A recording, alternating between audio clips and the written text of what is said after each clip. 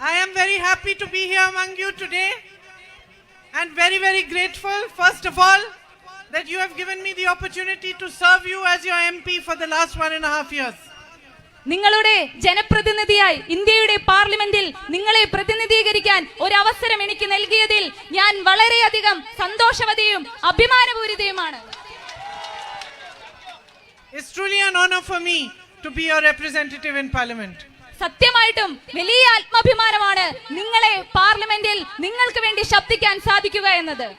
The last 1.5 years have shown me what a privilege this is and what a jewel Wayanad is in the state of Kerala. കഴിഞ്ഞ 1.5 വർഷമായി ഞാൻ മനസ്സിലാക്കുന്നു കേരളം എന്ന സംസ്ഥാനം ഒരു രത്നം പോലെ എത്രമാത്രം സമ്പന്നമാണെന്നും നിങ്ങളുടെ വിഷയങ്ങളിൽ ഇടപെടാൻ സാധിച്ചത് എന്റെ ഭാഗ്യമാണെന്നും. But it has also given me the opportunity to move around, to meet with different groups of you from different communities, to understand what your problems are and to see how I can help you. ഈ കാലയളവിൽ നിങ്ങളുടെ ഇടയിലേക്ക് ഇറങ്ങി വരുവാനും വ്യത്യസ്ത മനുഷ്യരായി സംസാരിക്കാനും പ്രശ്നങ്ങളെ മനസ്സിലാക്കാനും പരിഹാരം കണ്ടെത്താൻ ശ്രമിക്കാനും എനിക്ക് സാധിച്ചു. So 3 of the biggest problems that you are facing, which have been continuing for a long time. The first is the night ban, the second is the Bairakuppa bridge, and the third is the Nijangud Nilambur railway line. 3 പ്രശ്നങ്ങളാണ് ഗൗരവകരമായി നമ്മൾ പരിഹരിക്കേണ്ടത്. ഒന്നാമത് രാത്രി യാത്രയ്ക്കുള്ള നിയന്ത്രണം, രണ്ടാമത്തെ പ്രശ്നം ബൈരക്കുപ്പ പാലം, മൂന്നാമത്തേത് നഞ്ചങ്കോട് നിലമ്പൂർ റെയിൽവേ ലൈൻ എന്നതാണ്. So I met the Central Minister Gadkari ji about the night ban, and he has promised me that they are going to try their best to find a reasonable solution for the issue and to put all their heads together, all the different departments and different areas concerned, so that they can find some solution. I know that this is a very big problem. രാത്രിയാത്ര നിയന്ത്രണ പ്രശ്നവുമായി ബന്ധപ്പെട്ട് ഞാൻ കേന്ദ്രമന്ത്രിയുമായി നിരന്തരം സംസാരിച്ചു. എങ്ങനെയാണ് നമ്മുടെ നാട്ടിലെ നിത്യജീവിതത്തെ ബാധിക്കുന്ന ഈ പ്രശ്നത്തിന് ഒരു പരിഹാരം കാണുക എന്ന് കൃത്യമായ പ്രായോഗിക നടപടികൾ സ്വീകരിച്ചുകൊണ്ട് നമ്മൾ മുന്നോട്ട് പോകും. I had written to the concerned ministers about the Bairakuppa bridge, but I myself went and visited there some time back, and I saw myself what the issue is. After the first few letters that I had written, a reassessment was done, and the road which was on the Karnataka side, which was passing through the forest land, they decided to divert that 1 kilometer through land which is not forest land. So that is a matter now that seems to be finding resolution soon, because now the Karnataka side is no longer going through forest land, so it should no longer be a big issue to grant that the permission for that 1 kilometer road. Once that permission is granted, then it will be possible for the bridge to be built. Bairakuppa പാലത്തിന്റെ കാര്യവും ഇതുപോലെ തന്നെ ഞാൻ കേന്ദ്രമന്ത്രിയുമായി നിരന്തരം സംസാരിച്ചു. അതുപോലെ തന്നെ അവിടെ നേരിട്ട് സന്ദർശിച്ച് കാര്യങ്ങൾ മനസ്സിലാക്കിയപ്പോഴാണ് കർണാടകയുമായി അതിർത്തി പങ്കിടുന്ന മേഖലയിൽ 1 കിലോമീറ്ററോളം വനം വകുപ്പ് ഏറ്റെടുക്കുന്ന പ്രശ്നങ്ങൾ പരിഹരിച്ച് മുന്നോട്ട് പോയാലാണ് നമുക്കത് പ്രായോഗികമായി വിജയിപ്പിക്കാൻ സാധിക്കുക. I had also written to the railway minister about the Nanjangud Nilambur railway line and many other issues as well. Some of those issues got resolved. This Nanjangud Nilambur railway line issue, they are redoing the DPR for it now, so hopefully that is also in process. Nanjangud Nilambur railway പാതയെ കുറിച്ചും കേന്ദ്ര ഗവൺമെന്റിനോടും കേന്ദ്രമന്ത്രിയോടും ഞാൻ നിരന്തരം സംസാരിച്ചിട്ടുണ്ട്. DPR ലൈനുമായ പ്രശ്നങ്ങൾ പരിഹരിച്ചാൽ അതും നമുക്ക് പ്രാവർത്തികമാക്കാൻ വിജയിപ്പിക്കാൻ സാധിക്കും. Now man-animal conflict is a big issue as well. It's a problem due to which many people get killed every year, and also a lot of farmers are losing their crops. ഏറ്റവും വലിയ മറ്റൊരു പ്രശ്നം എന്ന് പറഞ്ഞാൽ മനുഷ്യ വന്യമൃഗ സംഘർഷമാണ്. മനുഷ്യരുടെ ജീവൻ, കർഷകരുടെ ജീവൻ നഷ്ടപ്പെടുന്ന ഈ പ്രശ്നം നമ്മൾ ഗൗരവകരമായി നേരിടണം. This is a complex and complicated problem. So if I were to tell you standing here that this problem will be easily resolved, it would not be the truth.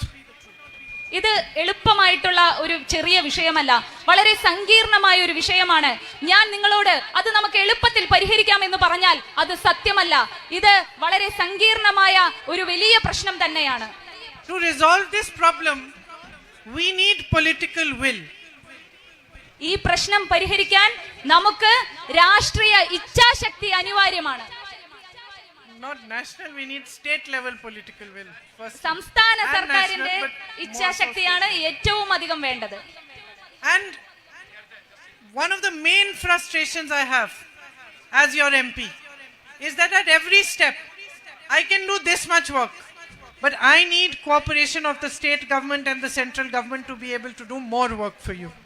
നിങ്ങളുടെ ജനപ്രതിനിധി എന്ന രീതിയിൽ എന്റെ പരിഭവം, എന്റെ പ്രധാനപ്പെട്ട ഒരേ ഒരു പരാതി എന്ന് പറഞ്ഞാൽ ഈ വികസന പ്രവർത്തനങ്ങൾ മുന്നോട്ട് കൊണ്ടുപോകാൻ, പൂർത്തീകരിക്കാൻ എനിക്ക് സംസ്ഥാന സർക്കാരിന്റെ പിന്തുണ ലഭിക്കുന്നില്ല. കേന്ദ്ര സർക്കാരും സംസ്ഥാന സർക്കാരും വികസന മുടക്കികളായി എന്റെ മുൻപിൽ നിൽക്കുന്നു എന്നത് ഒരു യാഥാർത്ഥ്യമാണ്. So as an MP in the opposition, or indeed for Balakrishna ji, who is also in the opposition as an MLA, it becomes difficult for us if the cooperation of the state government and central government is not there. പ്രതിപക്ഷത്തിരിക്കുന്ന ഒരു MP ആയ ഞാനും പ്രതിപക്ഷ MLA ആയ IC Balakrishna ജിയും എല്ലാം നേരിടുന്നത് ഈ ഭരണകൂടത്തിന്റെ വികസന വിരുദ്ധ വെല്ലുവിളി തന്നെയാണ്. We feel almost like it's a tragedy, a wasted opportunity, that so many things can be done, but we don't have that cooperation to get them done. എത്രയോ വലിയ വലിയ വികസന പദ്ധതികൾ, എത്രയോ ക്ഷേമ പ്രവർത്തനങ്ങൾ നമുക്ക് നിർവഹിക്കാൻ സാധിക്കുമെന്നുള്ളത് പച്ചയായ ഒരു യാഥാർത്ഥ്യമാണ്. എന്നാൽ ഈ സർക്കാരുകൾ അവരുടെ കക്ഷി രാഷ്ട്രീയ ലാഭത്തിന് വേണ്ടി വികസനത്തിന് തടസ്സം നിൽക്കുന്നത് നമ്മൾ വിചാരിക്കുന്നതിലും അപ്പുറമാണ്. വളരെ ദൗർഭാഗ്യകരമാണ്. On the man-animal conflict, unless all the different stakeholders, forest department, state government, whatever rules have to be made by the national government, us of politicians of different parties, the community, the environmentalists, unless everybody works together, it's a difficult problem to resolve. And to get everybody to work together, as I said, we need political will. Otherwise, they remain political issues. Otherwise, we will protest when there's an LDF government. They will protest when there's a UDF government, but your issue will not get resolved. ഈ വന്യജീവി സംഘർഷം, മനുഷ്യ വന്യജീവി സംഘർഷം എന്ന് പറയുന്നത് ഒരു സങ്കീർണ പ്രശ്നമാണ്. അത് ആരെങ്കിലും ഒരാളോ ഒരു ഭരണകൂടം വിചാരിച്ചാൽ മാത്രമല്ല, ഭരണവകുപ്പുകൾ, വനം വകുപ്പ്, മറ്റു ഭരണ സംവിധാനങ്ങൾ, സമൂഹങ്ങൾ എല്ലാവരും ഒത്തൊരുമിച്ച് വലിയ ഇച്ഛാശക്തിയോടുകൂടി കൂട്ടായി പ്രവർത്തിച്ചാൽ മാത്രമാണ് നമുക്കതിന് പരിഹാരം കാണാൻ സാധിക്കുകയുള്ളൂ. അല്ലാത്ത പക്ഷം LDF ഉള്ളപ്പോൾ UDF-ഉം UDF ഉള്ളപ്പോൾ LDF-ഉം പരസ്പരം പഴിചാരുന്ന കക്ഷി രാഷ്ട്രീയ വിരോധം തീർക്കാൻ മാത്രം ഉപയോഗിക്കുന്ന ഒരു വിഷയമായി ഇത് നിലനിൽക്കും. I think one of the greatest tragedies of Kerala today is that for 10 years you have had a government that has not really cared about you.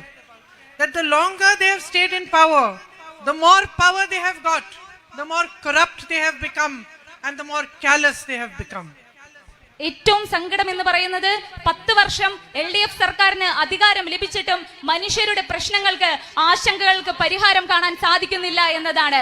ഭരണം കൂടുതൽ കിട്ടും തോറും, കൂടുതൽ ഭരണകാലം കൂടും തോറും അഴിമതി കൂടുക മാത്രമാണ് ഇവിടെ സംഭവിച്ചത്. If I ask you to look back at the last 10 years of your life and to see what has the government done for you, if I ask you, have the employment opportunities increased for you? Yes or no? കഴിഞ്ഞ 10 വർഷത്തിനുള്ളിൽ ഇവിടെ തൊഴിൽ സാധ്യതകൾ വർദ്ധിച്ചോ ഇല്ലയോ? No.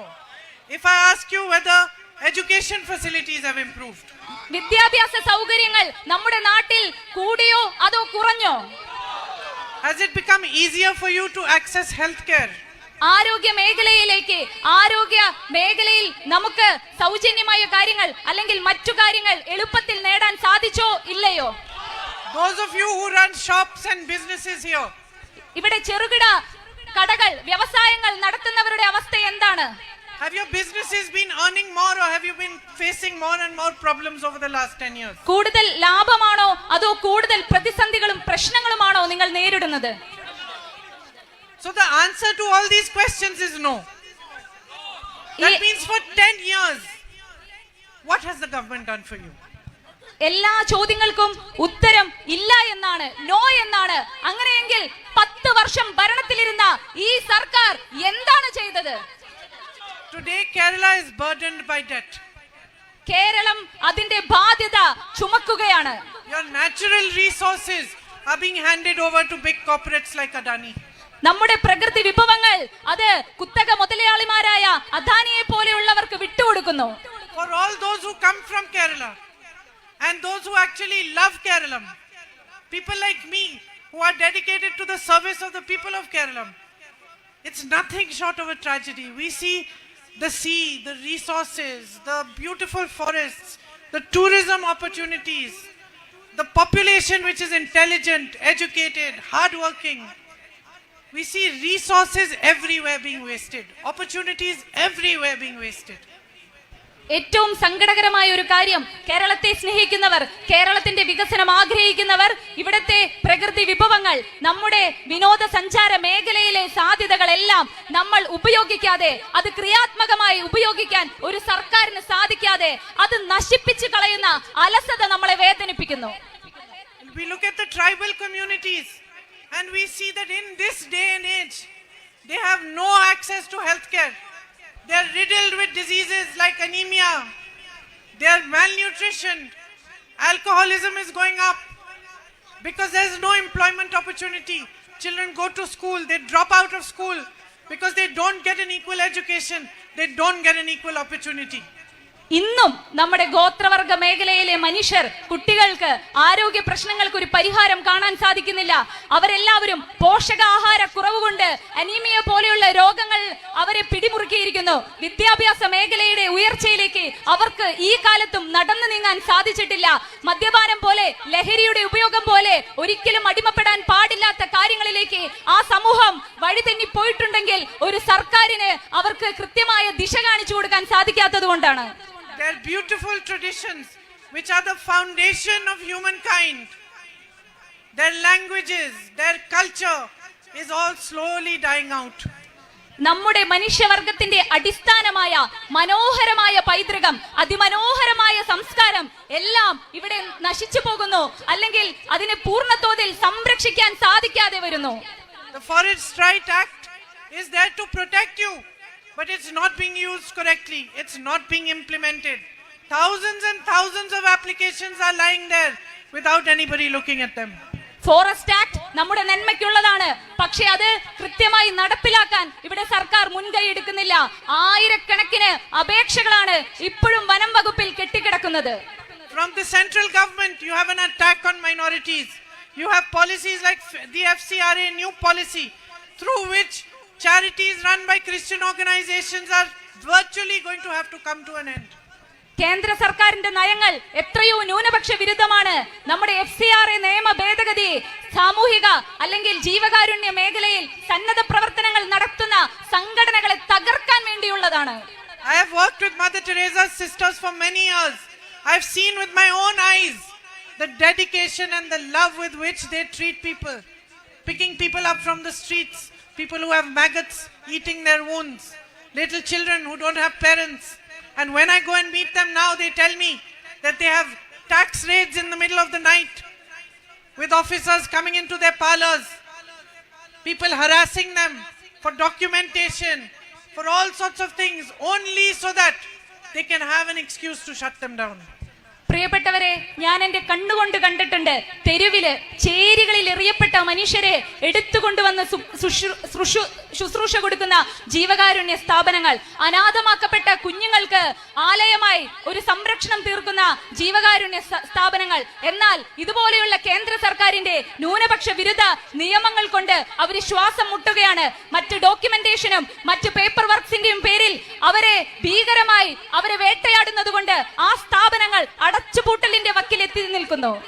While all this is happening, instead of supporting you, instead of giving you better means for your livelihood, the state government is busy making deals with the BJP. ഈ പ്രശ്നങ്ങളൊക്കെ നടക്കുമ്പോൾ നമ്മളെ ചേർത്ത് പിടിക്കേണ്ട, മലയാളികളെ സംരക്ഷിക്കേണ്ട സർക്കാർ അതൊന്നും തിരിഞ്ഞു നോക്കാതെ അവരുടെ ശ്രദ്ധ മുഴുവൻ BJPയുമായി ഡീലുണ്ടാക്കുക, BJPയുമായി രാഷ്ട്രീയ കച്ചവടം നടത്തുക എന്നതിലേക്കായി. It's so obvious that the whole of Kerala can see it. ഉറപ്പാണ്, കേരളത്തിലെ ഒരു മനുഷ്യ കുഞ്ഞിന്, ഒരു കൊച്ചുകുട്ടിക്ക് പോലും BJP-യുമായിട്ടുള്ള CPM-ന്റെ ബന്ധം വ്യക്തമായി അറിയാം. The LDF leadership has become corrupt. It has been corrupt for a long time now. And because of this corruption, to save themselves from any consequences, they are now tying up with the BJP. LDF government അഴിമതിയിൽ മുങ്ങിക്കുളിച്ചു നിൽക്കുകയാണെന്നുള്ള കാര്യത്തിൽ ആർക്കും സംശയമില്ല. അതിൽ നിന്ന് രക്ഷപ്പെടാൻ, അവരുടെ അധികാര കസേര നിലനിർത്താൻ വേണ്ടി അവർ BJP-ക്ക് കൈകൊടുത്തിരിക്കുന്നു. On the other hand, you have Narendra Modi ji, whose name is coming in the Epstein files, whose great friend Adani is being prosecuted in America. And so, he is bowing down before America, he is bowing down before Israel. മറുവശത്ത് ഈ രാജ്യത്തിന്റെ പ്രധാനമന്ത്രി ലൈംഗിക ആരോപണങ്ങൾ ഉൾപ്പെടുന്ന Epstein ഫയലുകളിൽ പേരുള്ള പ്രധാനമന്ത്രി അമേരിക്കയ്ക്ക് മുൻപിൽ തലകുനിച്ച് നിൽക്കുന്നു. അദ്ദേഹത്തിന്റെ പ്രിയപ്പെട്ട സുഹൃത്ത് അമേരിക്കയിൽ കേസുകൾ നേരിടുന്നതിന്റെ ഭാഗമായിട്ടാണ് നമ്മുടെ പ്രധാനമന്ത്രി രാജ്യത്തിന്റെ ആത്മാഭിമാനത്തെ പോലും പണയം വെച്ചുകൊണ്ട് അമേരിക്കയുടെ മുൻപിൽ തലകുനിച്ച് നിൽക്കുന്നത്.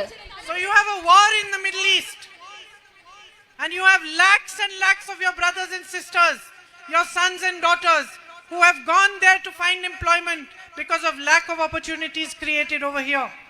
You have lakhs and lakhs of people from Kerala stuck in the Middle East today, and no plan by any government to give them any safety, any security or any route back home. ഇവിടെ കൃത്യമായ തൊഴിൽ സാധ്യതകൾ ഇല്ലാത്തതുകൊണ്ട്, മാന്യമായ വേതനം ലഭിക്കാത്തതുകൊണ്ട് മാത്രം ഈ നാട് വിട്ട് പലായനം ചെയ്യപ്പെട്ട മധ്യപൂർവ്വ ഏഷ്യയിൽ, മറ്റ് വിദേശ രാജ്യങ്ങളിൽ യുദ്ധ സാഹചര്യത്തിൽ അവിടെ കുടുങ്ങിക്കിടക്കുന്ന ലക്ഷക്കണക്കിന് നമ്മുടെ പ്രിയപ്പെട്ടവരെ സുരക്ഷിതമായി തിരിച്ചെത്തിക്കാനോ അവരുടെ ആശങ്കകൾക്ക് പരിഹാരം കാണാനോ രണ്ട് സർക്കാരുകളും ശ്രമിക്കുന്നില്ല. Instead, we have a coward leading us in the center and a coward leading us in the state. പകരം കേന്ദ്രത്തിൽ നമ്മളെ ഒരു ഭീരു ഭരിക്കുന്നു, കേരളത്തിലും നമ്മളെ ഒരു ഭീരു ഭരിക്കുന്നു. What you need today more than anything else is leaders who stand up for you, leaders who speak about the problems that actually affect you, leaders who work hard to resolve those problems, and leaders who have the guts to fight for India, to fight for Kerala. ഈ പ്രതിസന്ധി കാലഘട്ടത്തിൽ കേരളത്തിന് ആവശ്യം നമുക്ക് വേണ്ടി നിലപാട് സ്വീകരിക്കാൻ ആർജവമുള്ള, ധൈര്യമുള്ള ഒരു നേതൃനിരയാണ്. നമ്മുടെ വിഷയങ്ങളെ ഏറ്റെടുത്ത് സംസാരിക്കാൻ കഴിവുള്ള ഒരു നേതൃത്വത്തെയാണ്. You need leaders with a vision, leaders who understand, political parties who understand what Kerala needs today to move forward, to give a brighter future to the youth of Kerala. കേരളത്തിന്റെ യുവാക്കൾക്ക്, വരും തലമുറയ്ക്ക് ഒരു നല്ല നാളെയെ, വരും നാളുകളെ സമ്മാനിക്കാൻ ദിശാബോധമുള്ള, കാഴ്ചപ്പാടുള്ള ഒരു രാഷ്ട്രീയ പാർട്ടിയെയും നേതൃനിരയെയുമാണ് നമുക്ക് അടിയന്തരമായി ആവശ്യം.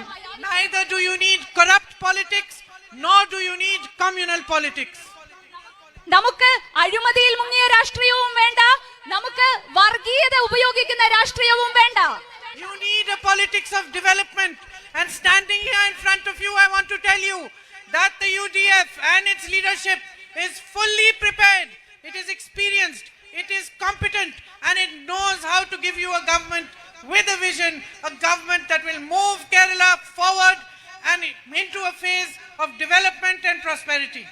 നിങ്ങളുടെ മുൻപിൽ നിന്നുകൊണ്ട് ഞാൻ ഉറപ്പിച്ചു പറയുന്നു, വികസനം ചർച്ച ചെയ്യുന്ന, വികസനത്തിന് വേണ്ടി ചുവടുവെപ്പുകൾ നടത്താൻ സാധിക്കുന്ന, അത് വിജയിപ്പിക്കാൻ സാധിക്കുന്ന ആശയമുള്ള, ദീർഘവീക്ഷണമുള്ള ഐക്യ ജനാധിപത്യ മുന്നണിയുടെ ഒരു സർക്കാർ രൂപീകരിക്കാനുള്ള ഒരു സംവിധാനം സജ്ജമാക്കിക്കൊണ്ടാണ് നമ്മൾ ഇവിടെ നിൽക്കുന്നത്. As conscientious citizens of Kerala, as mothers and fathers, people who want a good future for their children, you have a great responsibility, a great duty towards your state today. നിങ്ങളുടെ മക്കൾക്ക്, നമ്മുടെ അടുത്ത തലമുറയ്ക്ക് നല്ലൊരു ഭാവി, നല്ല സമാധാനപൂർണമായ ഒരു അന്തരീക്ഷം വേണമെങ്കിൽ നമ്മൾ വലിയ ഉത്തരവാദിത്തം, ഗൗരവമുള്ള ഒരു ഉത്തരവാദിത്തം ഏറ്റെടുക്കേണ്ടതുണ്ട്.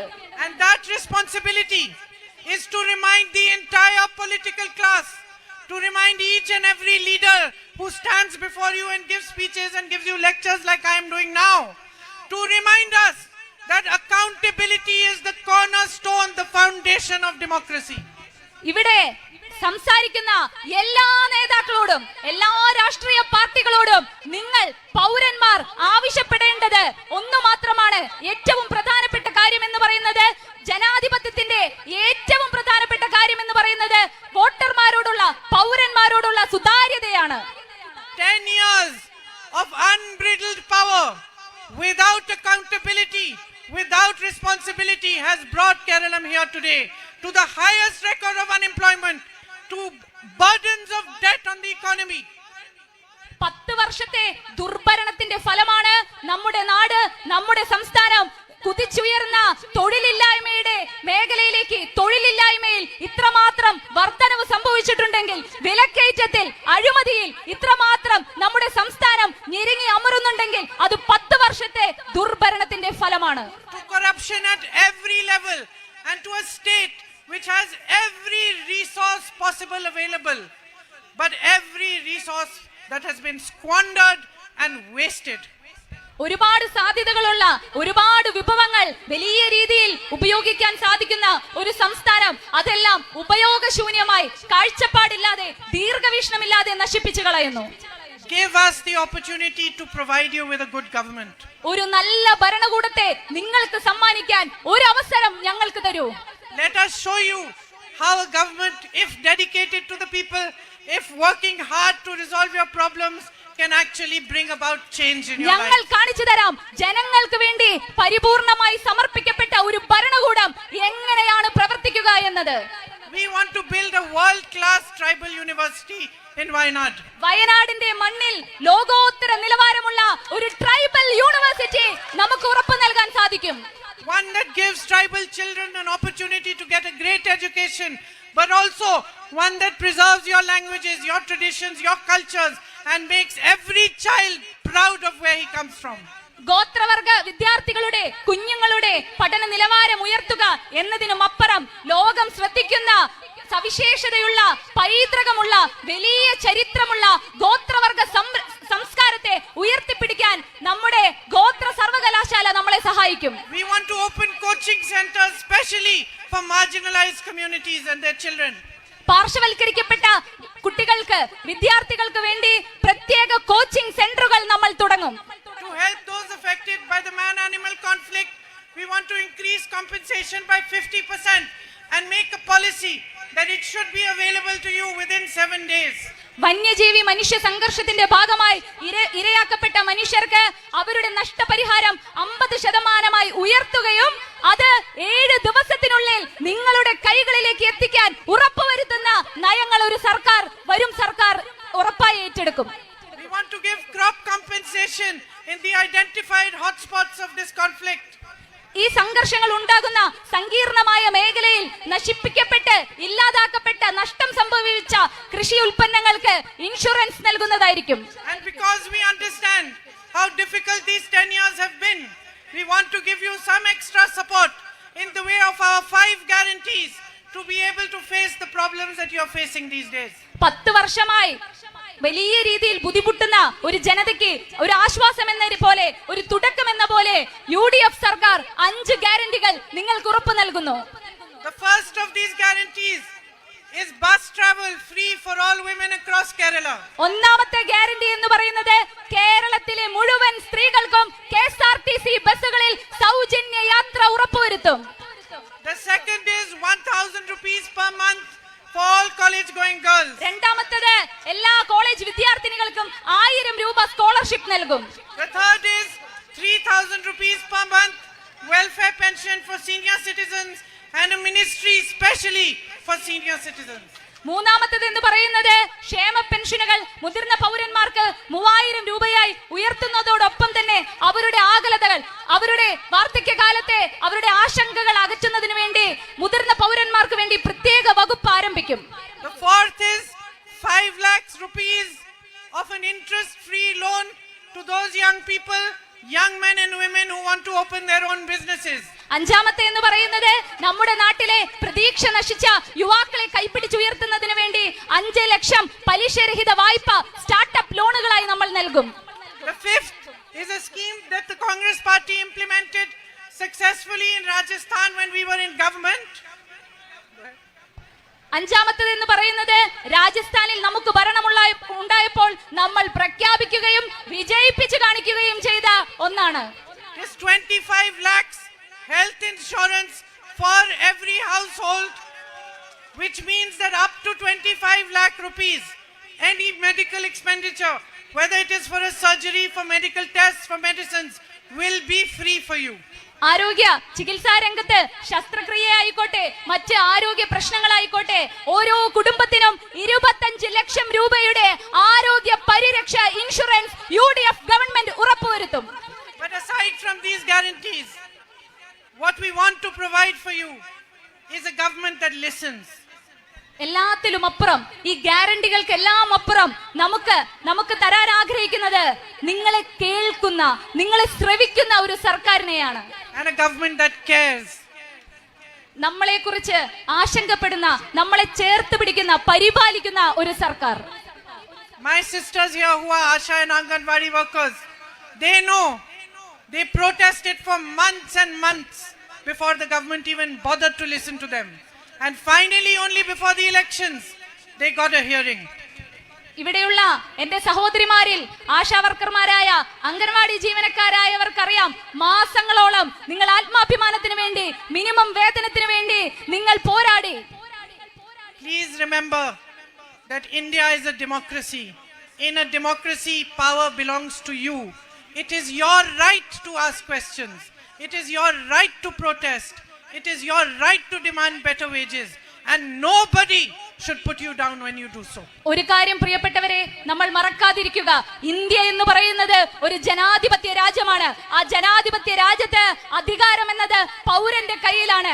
നമ്മുടെ വോട്ടവകാശമാണ് ഈ രാജ്യത്തെ ഏറ്റവും വലിയ ശക്തി. The power that anybody has, any elected representative, all of us standing here on this stage, has been given and gifted by you. It does not belong to them. It belongs to you. ഏത് രാഷ്ട്രീയ party ആയിക്കോട്ടെ, ഈ വേദിയിൽ നിന്ന് സംസാരിക്കുന്ന ഞങ്ങൾ ഉൾപ്പെടുന്ന ആരുമായിക്കോട്ടെ, ഞങ്ങളുടെ കയ്യിലുള്ള അധികാരം അത് നിങ്ങൾ ഞങ്ങൾക്ക് നൽകിയതാണ്. നിങ്ങൾ നൽകിയത് കൊണ്ട് മാത്രമാണ് ഞങ്ങൾ അധികാരത്തിലിരിക്കുന്നത്. And I am here to ask each one of you, all my sisters and brothers standing here, to remember this and respect your own power. Don't give it away without thinking. Think through your vote. Understand what is being done for you. Give your vote in your own interest. ആലോചിക്കാതെ, ചിന്തിക്കാതെ, ഏറ്റവും വലിയ പൗരാവകാശമായ വോട്ടവകാശം നമ്മൾ ഒരിക്കലും നഷ്ടപ്പെടുത്തരുത്. കൃത്യമായി വ്യക്തതയോടുകൂടി കാര്യങ്ങൾ പഠിച്ചുകൊണ്ട് വോട്ടവകാശം ഉപയോഗിച്ച് ശരിയായി നയിക്കുന്നവരെ ഭരണത്തിലേറ്റുക. The UDF wants to bring in a government of political leaders who have a deep understanding of this truth. ഈ ജനാധിപത്യ സത്യത്തെക്കുറിച്ച് ആഴത്തിൽ ധാരണയുള്ളവരാണ് ഐക്യ ജനാധിപത്യ മുന്നണിയുടെ നേതൃത്വം. Leaders who respect democracy, who respect equality, and who respect each one of you. ജനാധിപത്യത്തെ ബഹുമാനിക്കുന്നവർ, സമത്വത്തെ, തുല്യതയെ ബഹുമാനിക്കുന്നവർക്ക് മാത്രമാണ് സാധാരണ പൗരനെ അതേ ഗൗരവത്തിൽ ബഹുമാനിക്കാൻ സാധിക്കുകയുള്ളൂ. So help us to set up such a government for you and to provide you with a better future. അതുകൊണ്ട് സഹായിക്കുക. നാളെ നമുക്ക് നല്ല അടുത്ത തലമുറയ്ക്ക് വേണ്ടി നല്ല നാളെയെ സൃഷ്ടിക്കുന്നതിന് വേണ്ടി നമുക്ക് ഭരണത്തിലേറണം. For me as your MP, it will be a great support to have a government in the state. I will be able to get so much more work done for you. ഒരു MP എന്ന നിലയിൽ ഒരു സംസ്ഥാന സർക്കാർ, കോൺഗ്രസ് ഭരിക്കുന്ന, UDF ഭരിക്കുന്ന ഒരു സർക്കാർ കൂടി ഉണ്ടെങ്കിൽ എനിക്ക് എത്രമാത്രം കാര്യങ്ങളാണ് കൂടുതൽ ഊർജത്തോടുകൂടി, കൂടുതൽ ക്രിയാത്മകമായി നിങ്ങൾക്ക് വേണ്ടി ചെയ്യാൻ സാധിക്കുക. So please support IC Balakrishna ji in this election. Make a UDF government in this state. And I hope to see you all again very soon once we have a government with lots of new things for you and lots of potential and lots of good new schemes that help you to live an easier and happier life. പ്രിയപ്പെട്ടവരെ, IC ബാലകൃഷ്ണനെ അധികാരത്തിൽ വീണ്ടും MLA ആക്കിക്കൊണ്ട് UDFന്റെ സർക്കാരിനെ അധികാരത്തിലേറ്റിയുകൊണ്ട് നമുക്ക് ഒന്നിച്ച് പുതിയ പദ്ധതികൾക്ക് രൂപം കൊടുക്കാം. പുതിയ വികസന പദ്ധതികൾ പ്രാവർത്തികമാകാം. നമുക്ക് ഒന്നു ചേർന്ന് മുന്നേറാം. Thank you. Thank you very much once again for coming here and listening to me today. Jai Hind. ഒരിക്കൽ കൂടി